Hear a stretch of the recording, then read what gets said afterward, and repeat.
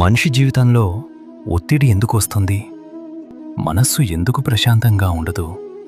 కోపం ఎందుకు మనిషిని నాశనం చేస్తుంది? ఈ ప్రశ్నలకు వేల సంవత్సరాల క్రితమే సమాధానం చెప్పారు శ్రీకృష్ణుడు. భగవద్గీత ద్వారా ఉపదేశించాడు. శ్రీకృష్ణుడు మనస్సును ఒక శక్తివంతమైన ఆయుధంగా వర్ణించారు.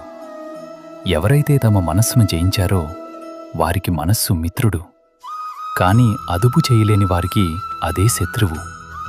మన ఆలోచనలు మన అదుపులో ఉండాలి, కానీ మనం ఆలోచనల అదుపులో ఉండకూడదు. కష్టాలు వచ్చినా సుఖాలు వచ్చినా చలించని మనస్తత్వాన్ని స్థితప్రజ్ఞత అంటారు.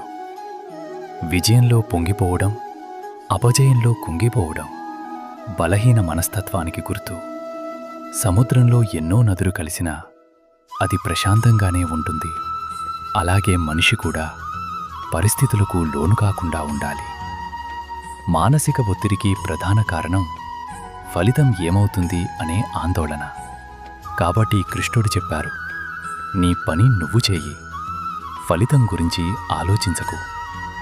ఫలితం మీద దృష్టి పెట్టినప్పుడు భయం పెరుగుతుంది, పని మీద దృష్టి పెట్టినప్పుడు ఏకాగ్రత పెరుగుతుంది. కృష్ణుడు మనస్తత్వాన్ని 3 రకాలుగా చెప్పారు: సత్వగుణం, ప్రశాంతత, జ్ఞానం; రజోగుణం, కోరికలు, ఆందోళన; తమోగుణం, బద్ధకం, అజ్ఞానం. ఇప్పుడు ఆలోచించండి, మీ మనస్సు ప్రస్తుతం ఏ స్థితిలో ఉంది? కృష్ణుడు చెప్పారు, కోరిక తీరకపోతే కోపం వస్తుంది, కోపం వల్ల మతిమరుపు వస్తుంది, మతిమరుపు వల్ల వివేకం నశిస్తుంది, వివేకం నశిస్తే మనిషి తనను తాను నాశనం చేసుకుంటాడు. అర్జునుడు అడిగాడు, మనస్సు గాలి కంటే వేగంగా పరుగెడుతోంది.